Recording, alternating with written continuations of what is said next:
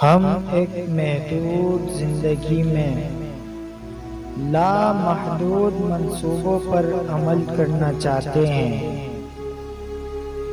और यहीं से मुश्किलात का सामना करना पड़ता है। सिसकी से शुरू होकर हिचकी पे ख़त्म होने वाले मुख्तसर सफ़र को ज़िंदगी कहते हैं।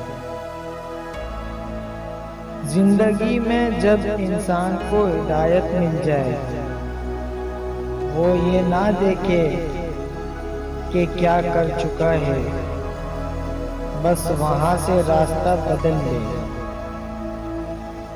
मेरी जिंदगी का मकसद तेरे दिल की सरफराजी, मैं इसीलिए मुसलमान, मैं इसीलिए नमाज़ी। जिंदगी में मिलता तो बहुत कुछ है, बस हम हिसाब उसी का रखते हैं जो ना मिल सका।